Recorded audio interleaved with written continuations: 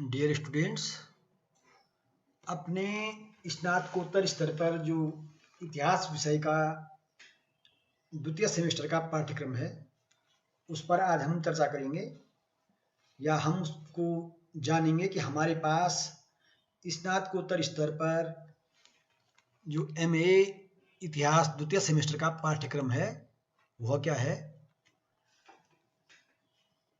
MA इतिहास द्वितीय semester में 5 प्रश्न पत्र होंगे, जिनमें से 4 सैद्धांतिक और 1 प्रश्न पत्र मौखिक या लघु शोध का होगा।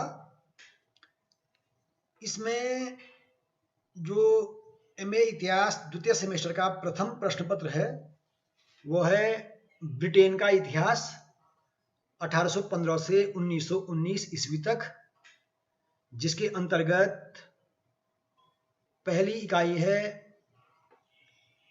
कैसलरे और कैनिंग की विदेश नीति। अर्थात प्रथम इकाई के अंतर्गत हम कैसलरे और कैनिंग की विदेश नीति का अध्ययन करेंगे। द्वितीय इकाई के अंतर्गत इंग्लैंड की जो शानदार अलगाव की नीति रही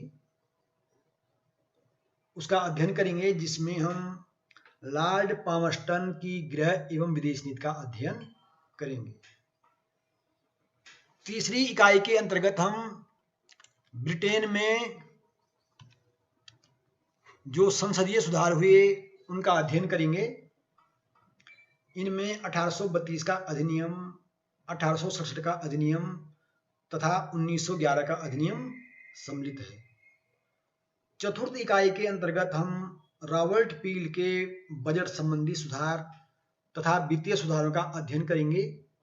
साथ ही साथ इस इकाई के अंतर्गत हम बेंजामिन डिज़राइल की न्यूटोरिज्म, नया टोरीवाद तथा ग्लैडस्टोन की जो आयरलैंड नीति थी, अर्थात आयरलैंड की समस्या जो ग्लैडस्टोन के समय थी, उसका हम अध्ययन करेंगे।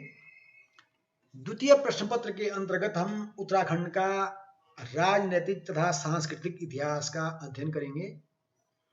इसमें प्रथम इकाई के अंतर्गत उत्तराखंड के इतिहास के स्रोत, जिनमें पुरातात्विक स्रोत तथा साहित्यिक स्रोत मुख्य हैं, उनका अध्ययन करेंगे। द्वितीय इकाई में उत्तराखंड में जो कुनिंद, पौरव, कत्यूरी, चंद तथा गोरखों का शासन रहा उसका अध्ययन करेंगे। इसमें होना तो वैसे पंवार वंश का शासन भी चाहिए था, लेकिन पाठ्यक्रम में यही जो शासन है उनका हम अध्ययन करेंगे। कुनिंद, पौरव वंशीय, कत्यूरी, चंद तथा गोरखों का शासन, इस द्वितीय इकाई के अंतर्गत हम इनका अध्ययन करेंगे। तृतीय इकाई के अंतर्गत उत्तराखंड का जो समाज है उसका अध्ययन करेंगे तथा उत्तराखंड में मेले और तीर्थ यात्रा का अध्ययन करेंगे। उत्तराखंड में जो सामाजिक आंदोलन हुए हैं, जिनमें डोला पालकी, गाड़ी सड़क, कुल्ली बेगार, चारधाम यात्रा और जो प्राचीन काल से उत्तराखंड में तीर्थ यात्रा परंपरा रही है उसका भी अध्ययन हम इस इकाई के अंतर्गत करेंगे। चतुर्थ इकाई में हम उत्तराखंड में जो कला एवं वास्तुकला रही है उसका अध्ययन करेंगे। साथ ही साथ उत्तराखंड की लोक संस्कृति का भी हम इस इकाई के अंतर्गत अध्ययन करेंगे। तृतीय प्रश्न पत्र के अंतर्गत हम विश्व का इतिहास 1789 ईस्वी से 1945 ईस्वी तक इसका अध्ययन करेंगे। इस प्रश्न पत्र के अंतर्गत हम प्रथम इकाई में 1789 में जो यूरोप की दशा थी, या हम ये कह सकते हैं यूरोप की जो राजनीतिक दशा थी, उसका अध्ययन करेंगे। साथ ही साथ 1789 में फ्रांस में जो क्रांति हुई, फ्रांसीसी क्रांति जिसे हम कहते हैं, तो फ्रांसीसी क्रांति का भी हम अध्ययन करेंगे और जानना चाहेंगे कि फ्रांसीसी क्रांति के कारण क्या थे और उसके परिणाम क्या हुए। क्रांति के पश्चात किस तरह नेशनल असेंबली और नेशनल कन्वेंशन, इनके बारे में हम अध्ययन करेंगे। साथ ही साथ जो डायरेक्टरी का शासन था, उस डायरेक्टरी शासन की कमियों या डायरेक्टरी शासन का भी हम अध्ययन करेंगे और किस तरह डायरेक्टरी शासन के अंतर्गत ही नेपोलियन बोनापार्ट का उदय हुआ नेपोलियन बोनापार्ट ने किस तरह फ्रांस की राजनीतिक व्यवस्था पर प्रभाव डाला और किस तरह प्रथम काउंसलर से वह फ्रांस का सम्राट बना, इसका भी हम अध्ययन करेंगे। साथ ही साथ इस इकाई में हम नेपोलियन के पतन के पश्चात जो 1815 में वियना कांग्रेस हुई उसके बारे में जानेंगे, अध्ययन करेंगे। और यूरोप की संयुक्त व्यवस्था, जिसमें यूरोप को युद्धों से बचाए रखना, इस संदर्भ में जो यूरोप की संयुक्त व्यवस्था स्थापित हुई उसका भी अध्ययन हम करेंगे। द्वितीय इकाई में हम चीन में जो अफीम युद्ध हुए उन अफीम युद्धों के बारे में जानेंगे, अध्ययन करेंगे। जापान में मेइजी द्वारा जो सुधार किए गए और जर्मनी तथा इटली का किस तरह एकीकरण हुआ, किस तरह ये दोनों एक राष्ट्र के रूप में संगठित हुए, जर्मनी का किस तरह एकीकरण हुआ तथा इटली का किस प्रकार एकीकरण हुआ, इनका अध्ययन हम द्वितीय इकाई के अंतर्गत करेंगे। तृतीय इकाई के अंतर्गत हम पूर्वी समस्या जो कि तुर्की से संबंधित थी उस संदर्भ में अध्ययन करेंगे कि किस तरह तुर्की समस्या के कारण क्रीमिया का युद्ध हुआ।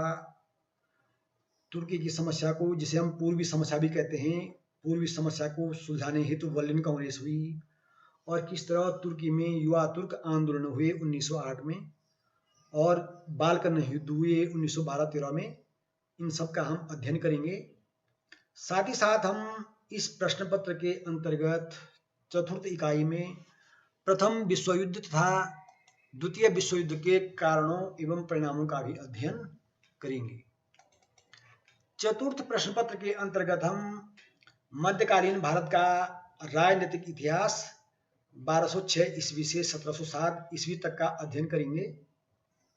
इसमें प्रथम इकाई के अंतर्गत हम तुर्की आक्रमण के समय भारत की राजनीतिक दशा का अध्ययन करेंगे। साथ ही साथ किस तरह तुर्की आक्रमणों के परिणाम स्वरूप दिल्ली सल्तनत की स्थापना हुई, दिल्ली सल्तनत में मामलुक वंश का उदय या उनका शासन, उनका योगदान, इसका अध्ययन करेंगे। इसके साथ ही खिलजी वंश, तुगलक वंश और इनके प्रशासन एवं सुधारों का भी हम अध्ययन इस इकाई के अंतर्गत करेंगे।